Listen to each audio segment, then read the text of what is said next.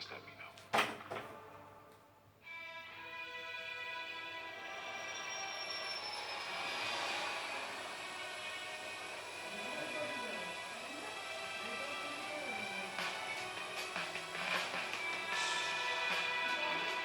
A daring parachute escape from a flying 727 somewhere between Reno. A search was made of the plane immediately. We don't know who he was, where he came from, or where he went. I expect that we'll keep looking until we find him or find out what happened.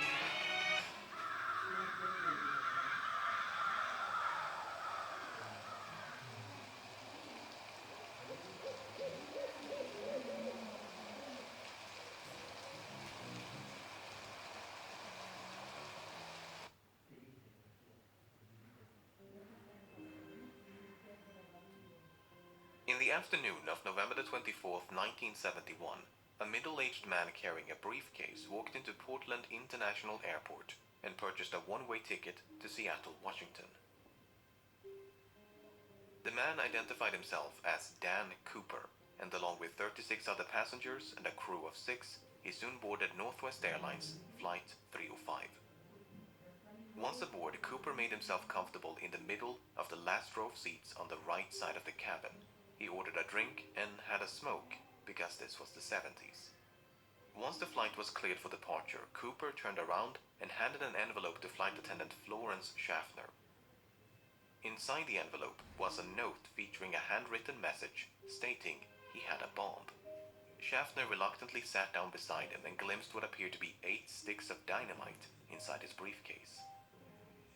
Cooper's demands were quite simple. He wanted $200,000 in cash and 4 parachutes. He also demanded a fuel truck to stand ready to refuel the aircraft once they landed in Seattle. Should they fail to comply with his demands, he threatened to, quote, do the job. Once the flight was airborne, Schaffner went to inform the cockpit crew, while another flight attendant by the name of Tina Mucklow remained by Cooper's side. By using a telephone in the rear of the cabin, Mucklow acted as an intermediary between Cooper and the rest of the flight crew for the remainder of the hijacking. For the next hour and a half, Flight 305 maintained a holding pattern near Seattle, while local and federal authorities scrambled to procure the ransom as well as the 4 parachutes. 10,000 $20 bills were collected from a local bank, while the owner of a nearby skydiving school supplied the chutes. At 5:45 p.m., more than 2 hours past its scheduled arrival, Flight 305 finally touched down in Seattle. By this point, it was well after sunset, and the aircraft was brought to a remote section of the tarmac. Once the flight came to a stop, both the ransom and the parachutes were handed over to Mucklow, who then brought them back aboard. In exchange, Cooper permitted 2 of the flight attendants, as well as all the passengers, to disembark, many of whom had not yet realized the flight had been hijacked. With the ransom paid and only 4 crew members remaining on board, Cooper told Mucklow to inform the captain that he wanted to fly to Mexico City. They were to fly with the landing gear down, the flaps at 15 degrees and below 10,000 feet. The lights in the cabin were to be switched off, and the aft stairway, which opens from the underbelly of the fuselage, was to remain extended. 2 of Cooper's demands could not be satisfied. First of all, the flight configuration he'd requested would not allow for a non-stop flight to Mexico City. As such, Cooper proposed a refueling stop in Phoenix, Yuma, or Sacramento before they all agreed on Reno, Nevada. Second of all, it was not possible to depart with the ventral staircase extended. Cooper agreed to retract the stairs on the condition that Mucklow remained by his side and taught him how to extend them once the plane was airborne. Parked for nearly 2 hours due to complications with refueling, Flight 305 was back in the air by 7:36 p.m.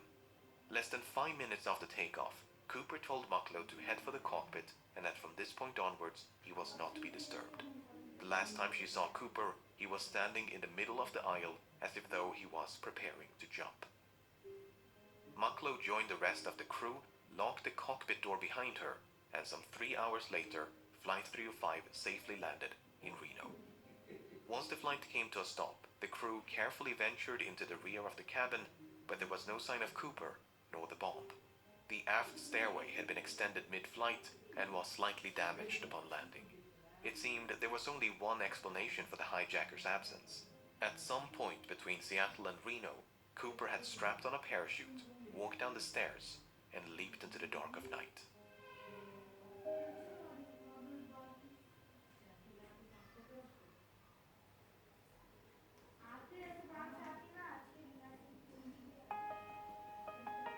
As soon as it became clear that Cooper was no longer on board, dozens of FBI agents converged upon the aircraft, only to discover a disappointing amount of physical evidence. A black clip-on tie, 8 cigarette butts, and 2 of the 4 parachutes were all that Cooper left behind. Evidently, he'd brought the ransom and briefcase along with him. In interviews conducted on the night of the hijacking, Cooper was described by the crew and passengers as a white male with brown eyes and dark hair. He appeared to be in his mid-40s and wore a dark trench coat, a dark suit, a white shirt, a black tie, and dark shoes. Soon after boarding, he'd also donned a pair of sunglasses. Based on this description, the FBI produced the first of several composite sketches. Before they could mount a search, however, the FBI had to figure out when Cooper abandoned the ship. But that was easier said than done. None of the 4 crew members witnessed Cooper jumping from the plane, nor did the pilots of 2 fighter jets which escorted the flight between Seattle and Reno, which is not all too surprising given it was the middle of the night.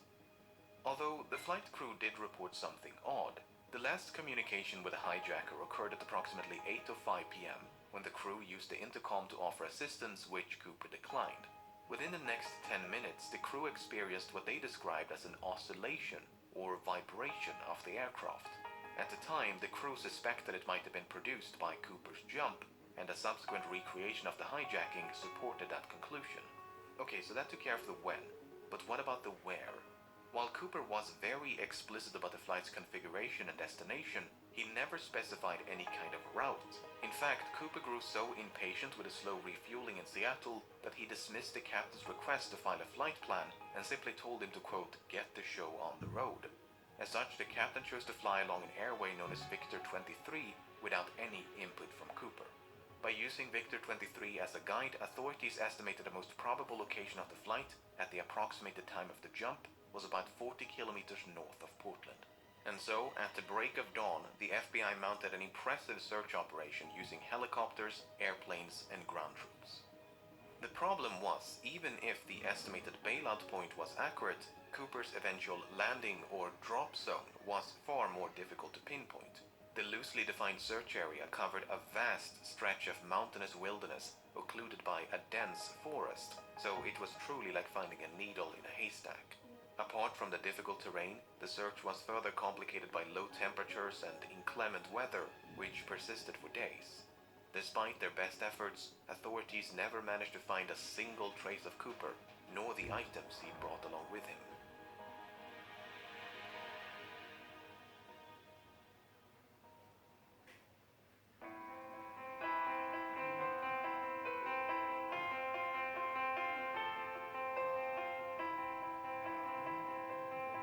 Experience 80% lesser smoke with Mangaldeep low smoke incense sticks.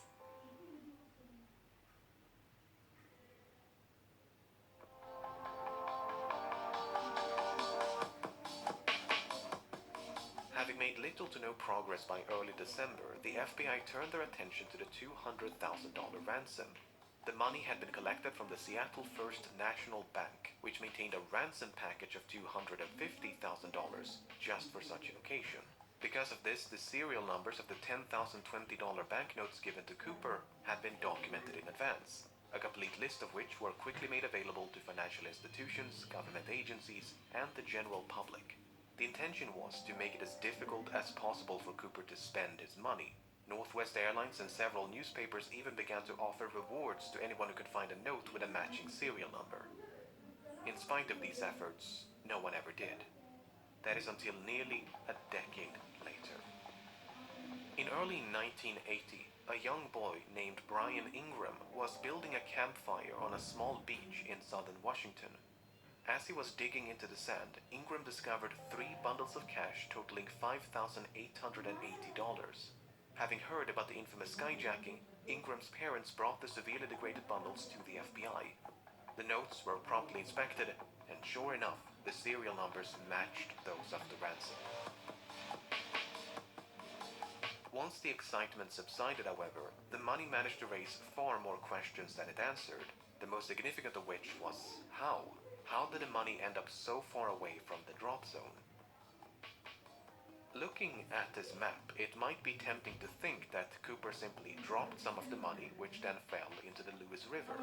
The bundles could then have been carried further downstream by the Columbia River before finally being washed ashore at Tina Bar, which is the name of the beach. Tina Mucklow, Tina Bar. Coincidence? Yeah, coincidence. Anyway, the problem with this idea is that the Columbia River flows in the opposite direction. This has led some, including members of the FBI, to re-evaluate the initial drop zone assessment. For instance, if the drop zone was much further southeast, close to a river called the Washougal River, it is conceivable, albeit improbable, that the money floated all the way down to Tina Bar. Alternatively, the bundles may have simply landed on the beach if the flight path was further to the west. Even so, natural explanations struggle to explain how three independent, potentially free-falling and or free-floating bundles of cash ended up at the exact same place on the same beach. To complicate matters, sediment from the riverbed was excavated and dumped onto Tina Bar as part of a dredging operation in 1974. And according to one analysis, the money was discovered above this layer of sediment. If true, that would mean the money came to rest at Tina Bar sometime after 1974. But a re-examination of that analysis found that what was believed to be a layer of deposited sediment might actually have been a perfectly natural layer of clay. Not only that, but the sediment was clearly dumped some distance away from where the money was discovered. Furthermore, when Ingram discovered the bundles, the rubber bands which held them together were still intact. This is significant because experiments conducted in 2009 revealed that this brand of rubber bands could not withstand exposure to open air or water for more than a year. So, unless the bundles were somehow protected from the elements, they must have become buried at Tina Bar within a year of the hijacking. The most probable explanation, therefore, seems to be that Cooper or someone else deliberately buried the money. Did Cooper survive and bury the money himself? Did someone else bury the money after stumbling upon Cooper's remains? If there is an explanation which does not require human intervention, it's managed to elude investigators for decades. Suffice it to say, this is a mystery within a mystery. Since Ingram's discovery in 1980, both Tina Bar and the grounds around the Washougal River have been subjected to numerous searches, but to date, there's been no sign of Cooper nor the rest of the money.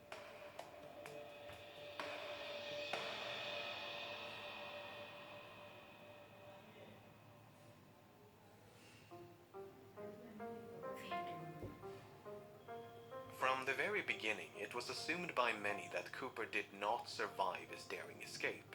It would not make for a very thrilling conclusion to this story, but that's the thing about stories. They're usually far more exciting than reality. While there is no hard evidence for nor against Cooper's survival, the assumption that he fell to his death is not without merit. When Cooper leaped into the darkness, Flight 305 was plowing through a frigid rainstorm at roughly 170 knots, 10,000 feet above southern Washington. The wind was so violent that it ripped out a placard from the aft stairway, which was later recovered in 1978 almost directly below the estimated flight path. To say that Cooper was not dressed for the occasion would be an understatement.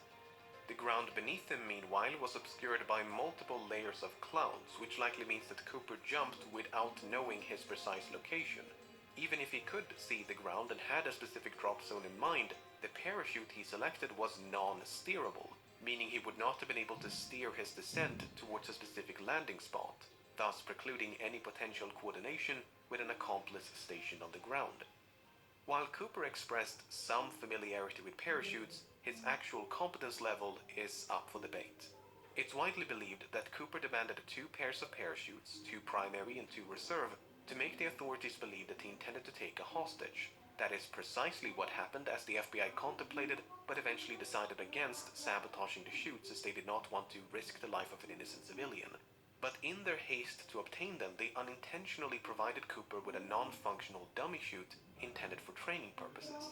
This mishap seems to have gone unnoticed by Cooper, because that dummy chute was one of the 2 missing from the plane. Not only that, but Cooper chose the older and technically inferior parachute out of the 2 primary chutes provided. So in both cases, it seems like Cooper made the worst possible choice. But there are other ways to interpret this information. For instance, it's possible that Cooper used the dummy chute not as a reserve, but as a means to secure the bag of money.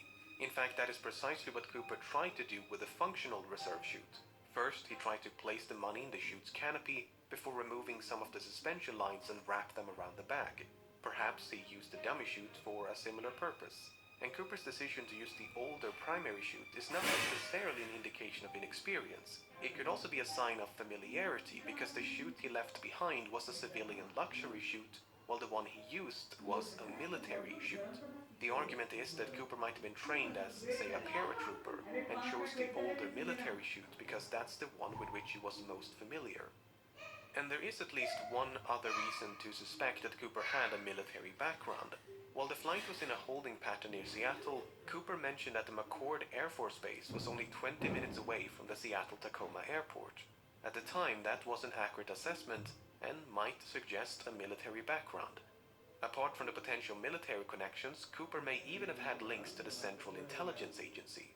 You see, the type of aircraft which Cooper chose to hijack, a Boeing 727, was also used by the CIA to covertly drop agents and supplies during the Vietnam War, a task for which the Boeing 727 was uniquely qualified due to its distinctive aft stairway.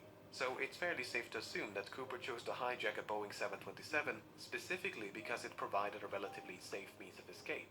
Whether he learned of this from the CIA or came to that conclusion independently is another question. However, the fact that Cooper chose to hijack a flight operated by Northwest Airlines was apparently random chance. When Tina Mucklow asked Cooper about his motives, he responded, "It's not because I have a grudge towards your airline, it's just because I have a grudge." He further clarified that Flight 305 just happened to be in the right place at the right time. Even so, it's clear that Cooper came prepared. He seemed to know a great deal about aircraft and aviation. He appeared to be familiar with the local terrain. He maintained a low profile to avoid a panic. He covered his eyes with a pair of glasses to conceal his identity. He left very little evidence behind, and he demanded 4 parachutes to force the assumption that he was taking hostage. He was even cunning enough to reclaim the note which he'd initially given to Florence Schaffner. Apart from the name he wrote on his plane ticket, there are no other samples of Cooper's handwriting. But for all his planning and cunning, it seems Cooper did not give enough thought to his eventual escape. Not only did he fail to specify a route, but he was forced to make a last-minute destination change from Mexico City to Reno. He could have demanded more appropriate parachuting equipment like a pair of boots, a helmet, or jumpsuit. He could even have specified the ransom to be delivered in larger denominations to make it lighter and less cumbersome to carry. Presuming he did survive the fall and made it safely to the ground, he may then have had to make his way through a dense, partially snow-covered forest in nothing but loafers and a trench coat in late November. I get the distinct impression that Cooper's escape was much more of a leap of faith than a carefully executed jump. On the other hand, authorities never received a missing persons report matching the description of Cooper in the wake of the hijacking. This might suggest that Cooper did survive and that he swiftly and quietly resumed his normal routine. Furthermore, other hijackers have performed similar stunts, and many of them did survive even if they were quickly apprehended. Finally, the simplest explanation for how 3 bundles of cash ended up at Tina Bar is human intervention. At the end of the day, most of this is based on nothing but supposition.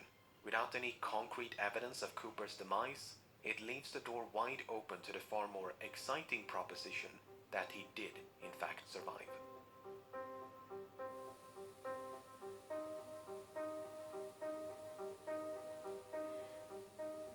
By the time the press got wind of the hijacking, the FBI had already begun to investigate a few potential suspects. Among them was a man in Portland with initials D.B and surname Cooper. This Cooper was quickly eliminated as a suspect, but due to a mix-up by the press, the name Dan Cooper was confused for D.B Cooper, and the rest is history. While Dan Cooper is most likely a pseudonym, there is a comic book series of the same name.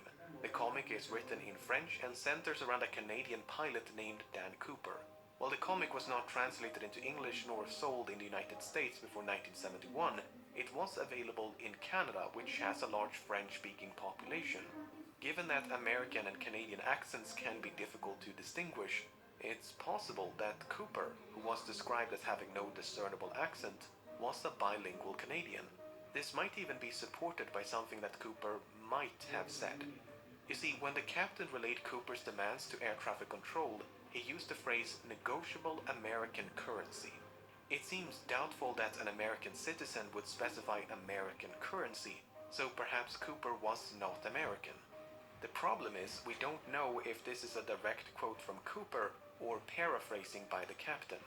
For instance, notes taken by the crew during the hijacking merely contain the phrase negotiable currency, while testimonies provided by the crew after the hijacking include phrases like $200,000 in cash and circulated US currency. So, Cooper might have been Canadian, and he might have taken his name from the Dan Cooper comics, just as he might have been American, and might have taken his name from something or someone else. Nearly half a century has gone by since the hijacking took place, and in that time thousands of suspects have been questioned and investigated.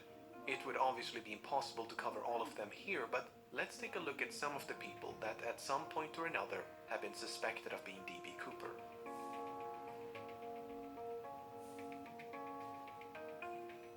Robert Rackstraw first became a suspect in 1978, and on the surface he seems like a solid candidate. He was a decorated Army paratrooper and helicopter pilot. He had experience with explosives. He had an extensive criminal record. He had an uncle named John Cooper who was an avid skydiver. He was expelled from the Army only months before the hijacking, which might suggest a motive. After all, the hijacker did say he had a grudge. When confronted by journalists and private investigators, Rackstraw would neither confirm nor outright deny that he was D.B Cooper. Instead, he'd say things like, "I could have been," or "I would not discount myself." On the other hand, Rackstraw had light-colored eyes, which Cooper did not. More significantly, Rackstraw was only 28 years of age at the time of the hijacking. This is well outside the range of ages reported by the crew and passengers, most of whom believed Cooper was in his mid-40s. Kenneth Christensen first became a suspect in 2003 when his brother noticed certain parallels between him and Cooper. Christensen had briefly served as a paratrooper in World War II, and since 1953 he'd worked for Northwest Airlines as both a mechanic and a flight attendant. He was 45 years old at the time of the hijacking.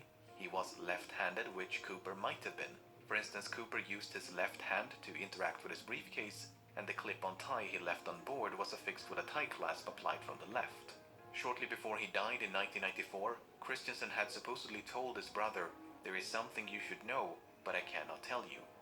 After his passing, his family discovered over $200,000 in his bank accounts. To top it all off, Florence Schaffner stated that photographs of Christensen bore a strong resemblance to Cooper. On the other hand, Christensen did not match the physical description of Cooper. He was both shorter and lighter. While Schaffner did see a strong resemblance, she remarked that Cooper had more hair, and that is supported by the composite sketches. And there was nothing suspicious about the large sums of money which he'd simply earned by selling land. Richard McCoy first became a suspect in 1972 when he hijacked a Boeing 727 and escaped via the aft stairway, much like D.B Cooper. Because of the significant overlap between the two hijackings, some believe they must have been committed by the same person. McCoy used a fake name, he used a fake hand grenade to threaten the crew, he used handwritten notes to issue his demands. Both McCoy and Cooper used the phrase "no funny stuff" as a warning to the crew. McCoy demanded $500,000 in cash and 4 parachutes. McCoy also bailed out the back of the plane once they passed over his hometown in the state of Utah.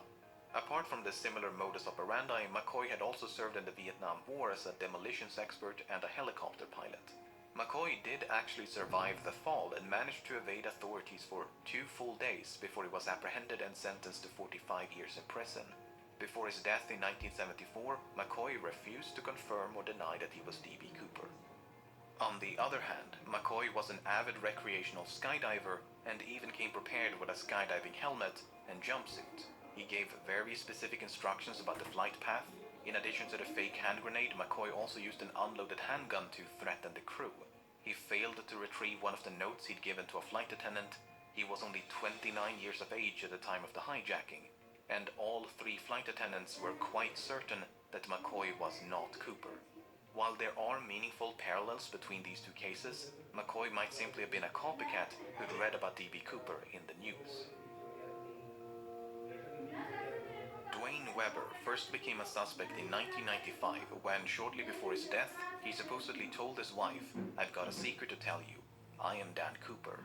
Following his deathbed confession, Webber's widow recalled a number of fascinating details. She claims to have found a bank bag resembling the one used in the hijacking. She claims Webber had sustained a knee injury after jumping out of a plane. Webber supposedly had a nightmare about leaving his fingerprints on the aft stairs. And a year before the money was discovered at Tina Bar, Webber had allegedly paid a quick visit to the same location. In addition, Webber was a World War II veteran, he had an extensive criminal record, he'd matched the physical description, and he was 47 years old in 1971. On the other hand, Webber's fingerprints did not match any of the prints collected from Flight 305. Although, to be fair, there's no way to know if any of those prints actually belonged to Cooper. Furthermore, Webber's DNA did not match a DNA sample collected from the tie clasp. But once again, there's no way to know if the DNA on the tie clasp actually came from the hijacker and not someone else. What's so frustrating is that the FBI likely had a much better source of DNA at one point. If you recall, 8 cigarette butts were collected from the scene, and there's a good chance they were all suffused with Cooper's DNA. The problem is, that evidence was lost at some point, and has not turned up since.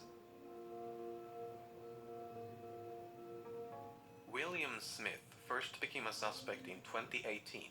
Smith served in the Navy during World War II and likely had some experience with parachuting. He was 43 years old at the time of the hijacking. He had dark brown eyes. He matched the physical description.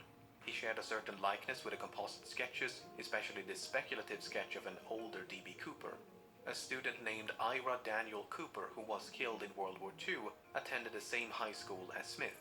Smith worked as a yardmaster for a railroad company for most of his life, but in 1970 the company filed for bankruptcy. As a consequence, Smith lost his pension, which might suggest a motive. He could, for instance, have developed a grudge towards the airline industry for their role in bringing about the downfall of the rail transportation industry. It's further speculated that Smith could have used his knowledge of railroad networks to hop on a train and escape undetected. On the other hand, Smith spent his entire life in the northeastern United States. Given that the hijacking occurred on the other side of the country and was committed by someone who at least appeared to be familiar with the local terrain, Smith is not the most ideal candidate. However, the fact that Smith worked as a yardmaster is interesting. You see, the tie that Cooper left behind was recently examined using an electron microscope, which uncovered various metallic particles. Some of these particles, especially pure titanium, were quite rare in 1971. This might suggest that Cooper worked as a manager at some sort of chemical or metallurgical facility, or possibly a rail yard.